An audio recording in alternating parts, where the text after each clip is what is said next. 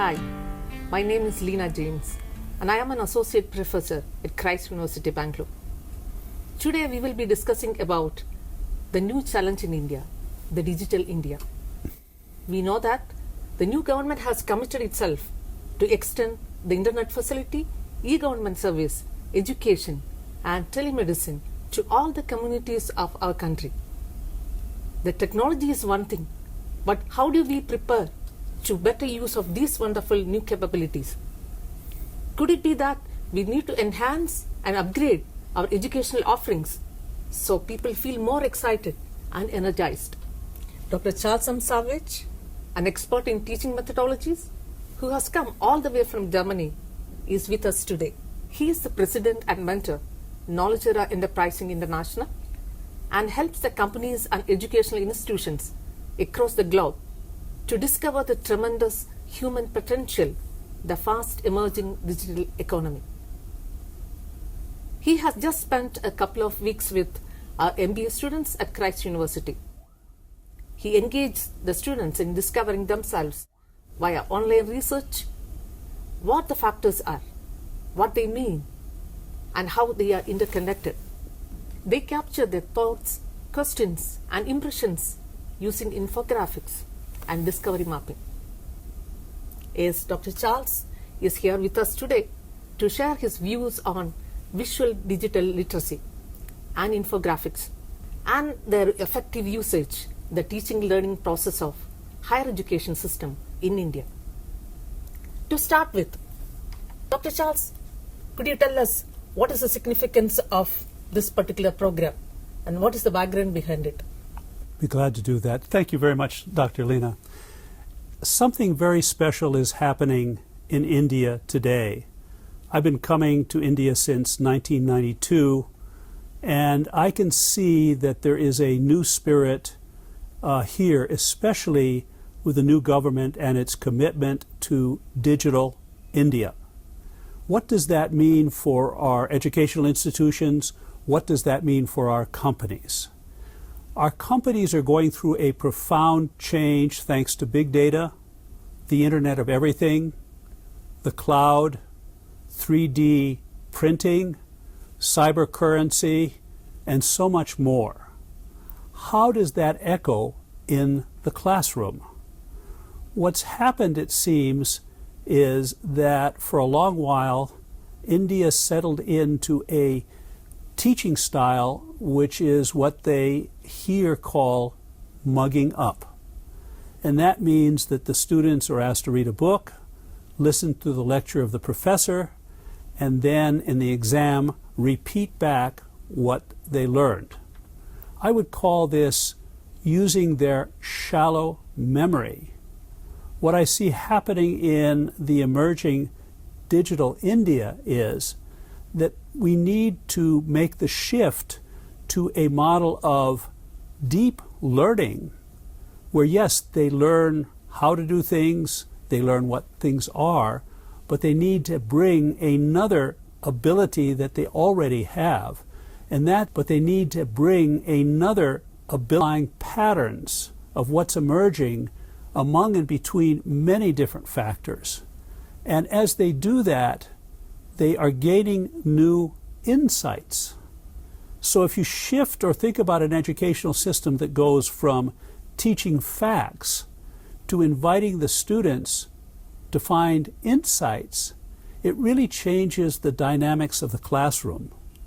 Yet this is profoundly necessary because historically we have grown up with Adam Smith's pin-making factory, where we divide work up into little steps, and one person does this, another person does this, the third person does this. And they qualify for this with their certificate. They become a supervisor, a manager, an executive, and a president, and they build what they do based on a lot of past experience. But when you shift to the world of big data, where you have both structured data, which is perhaps 20% of what's available, and real-time data from Facebook, from Twitter, from sensors in the city picking up traffic, from The way people use their smartphones indicates that perhaps there's some kind of sickness developing in a community. We can start to see things in different ways, but we need people that can work together collaboratively, not competitively, listen to one another, ask questions, and look for the patterns.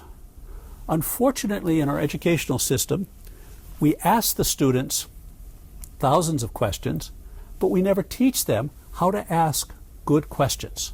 And perhaps and I know Christ University and many other universities are reaching for a level of excellence. That means that as they are in tune with these profound developments, they will create a learning environment where the students come alive, where they're excited, where they feel that they're engaged as individuals. And this will change and energize India and its future in ways that we couldn't imagine. In these past 2 weeks with my 32 students, I saw an amazing ability. I didn't train them in the use of the technology, infographics, or discovery mapping. I simply asked them, and they were able to exceed my expectations. So I already have seen real excellence here in Christ University, and I travel around to other universities, and I'm beginning to see that as well. So we have a big challenge. How can we move beyond mugging up to a classroom setting where the professor becomes both a giver of knowledge and a learner together with his or her students? Is that possible? Okay, right.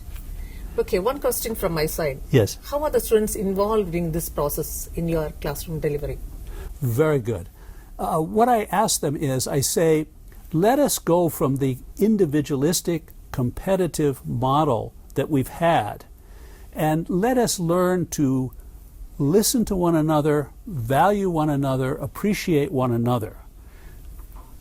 And let's eliminate the traditional stress. So I said, in my class, we won't feature competition. Yes, it's there, it will always be there, but let us try another mode. Secondly, I said, please ask one another thoughts, because we all have little ideas, we express them. And the other person usually comes back with, but. And we feel bad about that. And I realize that there are some words in our language that are very toxic. And when we think either or, it's either my thoughts or your thoughts, we usually use the but to put down the other person.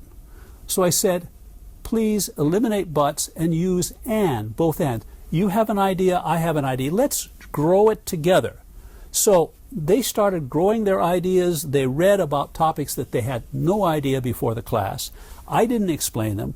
They used their computers, they did research, they took a topic, and they put the topic name in an infographic. Amazing what you can get in no time. They put the topic in, and then they put file type : PPT to find PowerPoints on that. They use SlideShare, Wikipedia. They educated themselves so quickly and so well that they were excited. And they shared it, and then they looked for models, and they discussed it and reflected. And so what happened was we were growing insights in real time. Okay. And it was exciting. Okay. From the students' perspective, what are the difficulties they faced in this process? What was amazing is that it was so easy.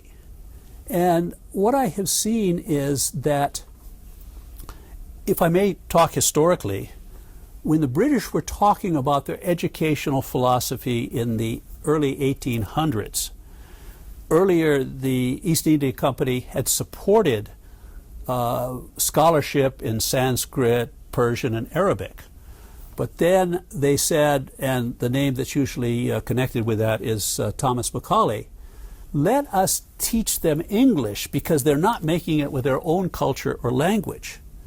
And you created then an educational model that separated the people from the culture.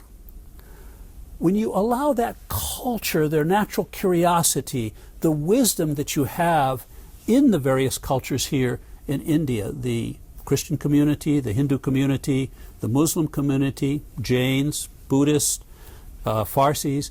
You have wonderful resources. And so I ask my students, I don't want you just to be smart about these things. I'd like you to start to be wiser. So simply, I created a collaborative environment. I asked them to listen deeply, ask questions, and think about the meaning of what this is. And they did it with no problem at all. That's what gives me hope. Okay. Why this new approach all about? What about this new approach? What it is to see that each person is a wonderful gift to us all. And when each person has an idea, it complements what we're thinking. It's not no longer what's right thought. It is what does it mean, and it's not just to fit in and do what's right. I was also saying our challenge is to learn to co-create the future in a wiser way. Now, most people don't use the word co-create. We don't know how to do it. And yet, that's the opportunity. So Digital India allows us to bring into our schools a different teaching style where we're not just teaching them the way things are, because that's changing profoundly. We're preparing them to participate in their lives in companies, in government, in NGOs, in teaching, a whole new way. But it's so natural to the Indians that I know, so it won't be hard if we just get out of the way and let it happen. Okay. From the faculty perspective, how the faculty can use it effectively and efficiently to enhance their classroom delivery? Very good. I think if the faculty sees that they are not over against the students, they can't trust the students, they have to watch and monitor the students, which we often do. But if I take a step back, a friend of mine in Vienna had a sculptor create two columns, one 3 meters high, one circular, chrome, and very shiny, the other very rough and uneven.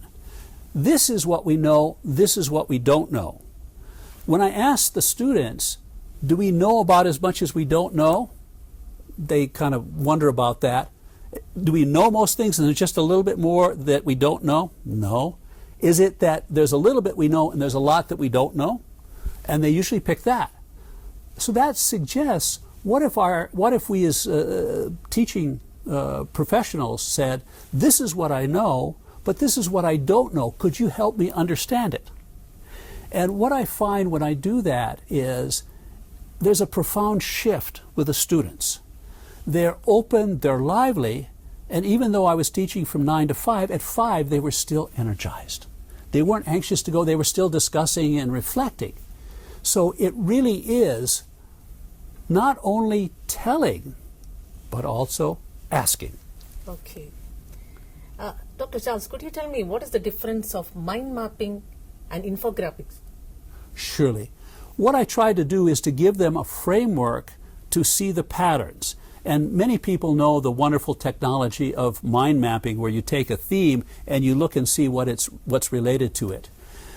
I have chosen to use infographics, and there's some wonderful software packages where you can take ideas, graphics, and themes and put them together in a very simple way. But doing that, it challenges you to find the essential relationships. Discovery mapping is what I have done as an extension of what we know as the World Cafe, something that I developed the prototype for in 1990 while I was working with Digital Equipment Corporation. The idea of having people sit in teams of 4, and often the standard model is that you discuss the same topic. What I do is I ask people to take different topics. They develop a discovery map where they have the topic, they say who's working on it, what are the powerful questions we have to ask about that, what is it that we don't know about that, where are the tipping points, and where is the wisdom that we can draw on to better understand this. And so the whole approach with infographics and discovery mapping is to discover the patterns and the interrelationships. And after they develop these discovery maps, we have a session where each has a different discovery map at a table, and the students move between the tables and they look for the connections between their discovery map and 4 or 5 other discovery maps. And we capture this on a big wallboard with brown paper to see the interrelationships. Typically, mind mapping doesn't give you, it shows a lot of relations about just one topic. But when you show almost on a random that there are many other topics, it's amazing. And this Saturday, we had outside people from industry, education, alumni from the program, and everybody had such a wonderful learning time. They felt enriched by it. Okay, sir. As a teacher, how do you use it for your classroom lectures? Even though you have mentioned something on that, could you please explain a little bit on that part? Yes, perhaps the trouble is that you are challenged here because you have a set curriculum and you have to cover the book, and so there's that dilemma, how do you do that? If you could take the themes from the book and ask the students to find it out themselves and put it together, oftentimes they will have more current information because some of our books are a bit old at times. Some of our PowerPoints might also be that way. So this has a very fresh approach. You can still take the material that you have to cover, but you do it through asking and giving them the space to put it together. What they could do in such a short period of time was totally amazing. To the last question, how do you create digital literacy among the faculty and the students? Wonderful question. Christ University has committed itself to build and develop a big data analytics laboratory thanks to the support of IBM. And I sat in on the opening session of that 2 days ago. And here the faculty is being asked to not only think about its own little area of expertise, but to say, how does this big data that's coming through the Internet of Things and stored in the cloud, where are the patterns there? So if I'm in finance, I have to then take data. It's not just the old techniques of drawing up a balance sheet or monitoring sales, but how do you price things that we haven't priced before? How do you price the cost of carbon in my products or services? When I'm in logistics, how do I look at the cost of logistics from these perspectives as well? So what we're doing is we're going to a model that includes people, planet, and profit. It's not just profit. We're also developing new organizational models like conscious capitalism, the sharing economy, the circular economy, the B Corporation. The students need to be ready to participate in these, not just fit in the old little box in some organization. So what I see with the digital India is a wonderful opportunity to rethink our organizations, rethink our education, reconnect with the wisdom of India, and awaken and liberate the individuals in ways. They're so much under pressure just to get out, get a job, and make money. Yet I see here in, excuse me for the old word, Bangalore or Bengaluru, that they are starting to think about reintroducing Sanskrit in the educational. Fantastic what's happening. So how do you go from teaching that is telling to asking? How do we go from mugging up, which is using the shallow memory, to deep learning? How do we go from focusing on facts to looking for insights?